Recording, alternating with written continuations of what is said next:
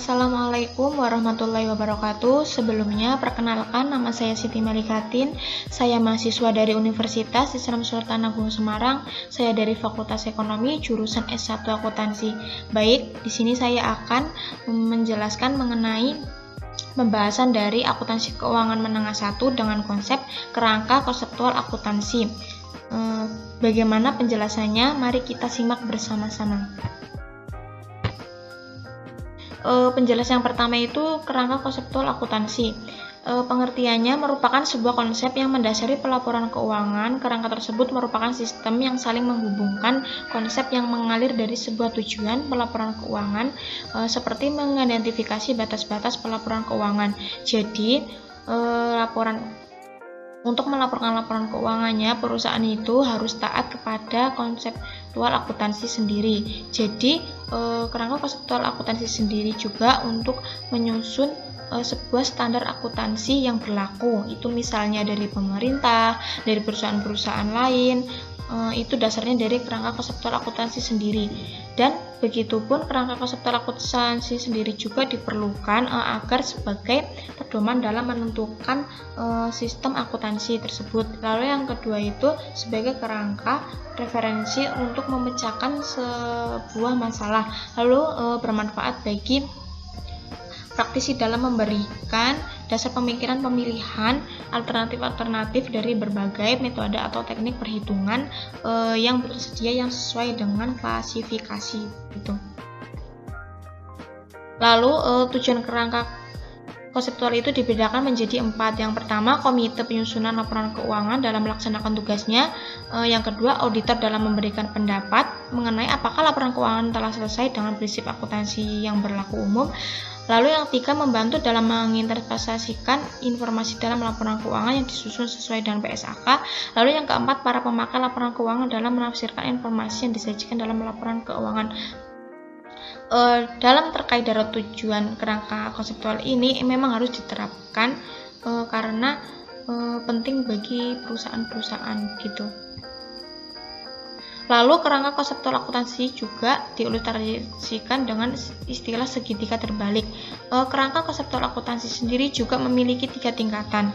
Tingkat yang pertama itu terkait dari tujuan dasar, tingkat yang kedua terkait dari konsep dasar, terdiri dari karakteristik kualitatif dan unsur-unsur. Tingkat yang ketiga itu pengakuan dan pengukuran yang terdiri dari asumsi-asumsi, prinsip-prinsip, dan kendala atau hambatan-hambatan. Saya akan jelaskan satu persatu terlebih dahulu. Yang pertama, terkait dari tujuan pelaporan keuangan, itu menyajikan informasi untuk membantu investor dan calon investor, kreditor dan calon kreditor, dan pengguna lain dalam menafsir prospek aliran kas masa depan tentang aktiva dan kewajiban tentang prestasi keuangan perusahaan selama periode. Jadi, tujuan dasar ini agar mereka mengetahui kondisi perusahaan pada saat itu. Dari kondisi mereka bisa mengambil keputusan untuk memberikan pinjaman kepada perusahaan tersebut. Lalu kita akan masuk ke 2 tingkat. Itu ada konsep dasar terdiri dari karakteristik kualitatif laporan keuangan. Ada 1 kualitatif primer, dibedakan menjadi 2. Pertama, understandability atau dapat dipahami, dengan arti tidak boleh mencegah dimasuknya informasi yang komplit.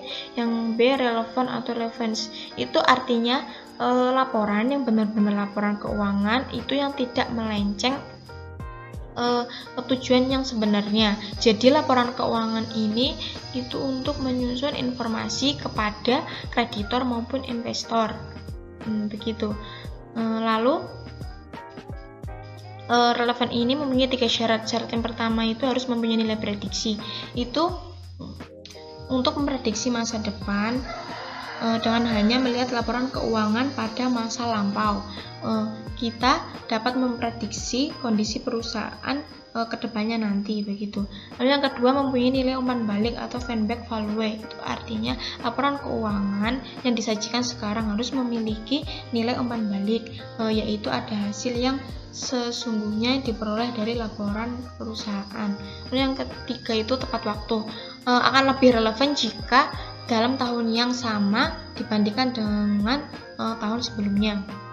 Lalu yang C itu keadaan atau reliability dengan istilah dapat dipercaya. Itu mempunyai 3 syarat juga. Syarat yang pertama itu dapat diverifikasi.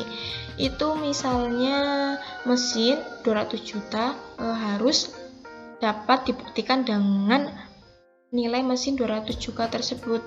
Tetapi jika ternyata nilainya tidak sama, melainkan 150 juta, itu berarti tidak relevan atau tidak dapat dipercaya.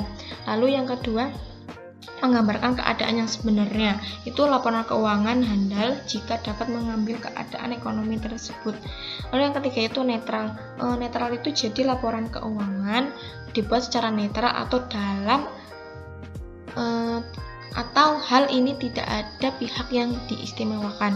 Lalu yang kedua itu kualitatif sekunder, dapat dibedakan menjadi 2. Yang pertama dapat diperbandingkan, artinya laporan perusahaan harus dapat diperbandingkan dengan perusahaan lainnya yang sejenis.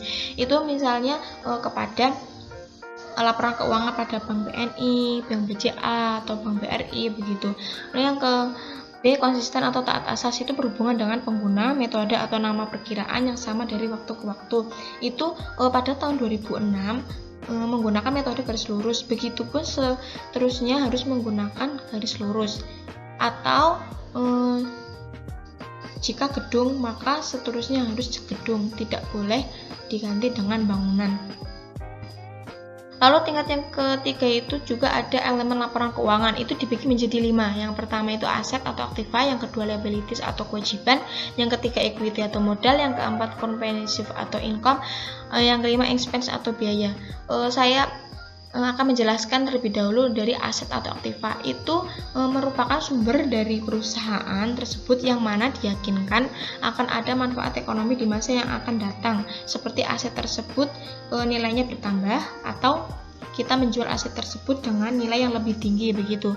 Nomor 2, liability atau kewajiban, itu artinya dalam hal ini kewajiban yang harus diselesaikan oleh perusahaan dengan catat mengeluarkan sebuah utang. Kita harus misalnya itu ketika kita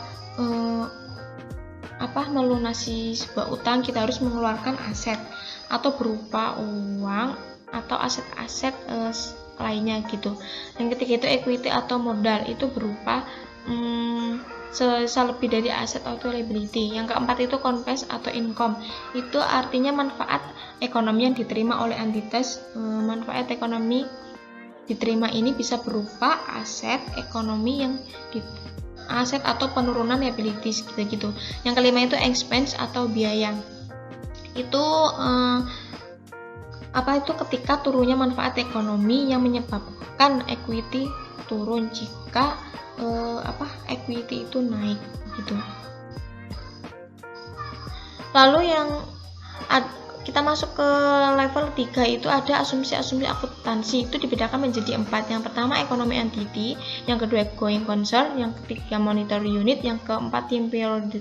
Ekonomi entity itu dalam konsepnya perusahaan dipandang sebagai unit usaha yang berdiri sendiri dan terpisah dari pemiliknya. Itu artinya jadi perusahaan tersebut adalah individu sendiri. Jadi mana hartanya harus dipisahkan kepada perusahaan antara pemilik atau harta perusahaan begitu. Yang kedua going concern, itu suatu perusahaan harus hidup terus menerus, dengan kata lain tidak diharapkan setelah 1 tahun ditutup perusahaan melainkan harus berkesinambungan seterusnya. Jadi suatu perusahaan itu dibuat bukan hanya untuk 1 atau 2 orang atau 2 bulan ke depannya, dibuat bukan hanya tetapi untuk selamanya, jadi untuk terus-menerus akan hidup begitu. Yang ketiga monetary unit, itu kegiatan transaksi ekonomi yang dilakukan perusahaan selama umurnya harus dikelompokkan pada periode tertentu. Itu misalnya ada mesin tersebut harus diukur dengan satuan uang begitu. Yang terakhir time period, itu setiap transaksi ekonomi yang dilakukan perusahaan itu umurnya harus dikelompokkan dari periode-periode tertentu. Itu misalnya bisa jadi laporan tersebut dibikin tahunan atau laporan keuangan tersebut dibuatnya bulanan. Jadi laporan tersebut tidak bisa dibikin hanya untuk semata-mata begitu. Lalu kita masuk ke prinsip Lalu di tingkat ketiga juga ada prinsip-prinsip akuntansi, itu dibedakan menjadi 4. Yang pertama itu measurement, yang kedua revenue recognited, yang ketiga expense recognited, dan yang terakhir itu full disclosure. Yang pertama itu measurement, itu artinya pengukuran. Itu dapat dibedakan menjadi 2, cost principle dan fair value. Cost principle itu artinya biaya yang terjadi pada saat transaksi tersebut terjadi di masa lampau. Lalu yang kedua itu fair value, itu yaitu nilai masa kini dari barang tersebut.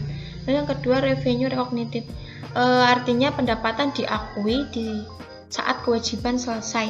Itu misalnya ketika perusahaan A menjual barang kepada perusahaan B, kemudian pada saat diakui pendapatan adalah ketika barang tersebut telah diserahkan kepada perusahaan B saat kewajiban telah selesai gitu.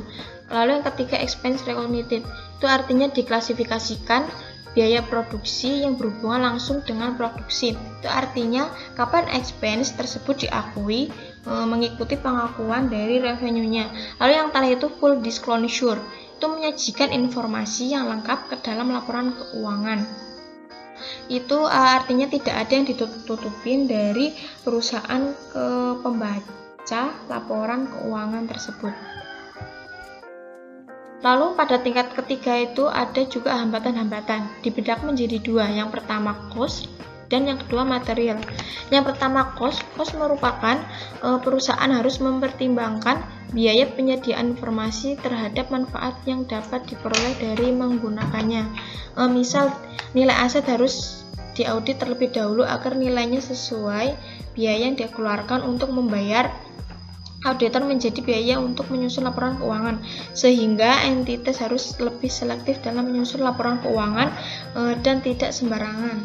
Lalu yang kedua itu material, itu merupakan salah saji yang terjadi dalam penyusunan laporan keuangan sehingga dapat mempengaruhi pengambilan keputusan.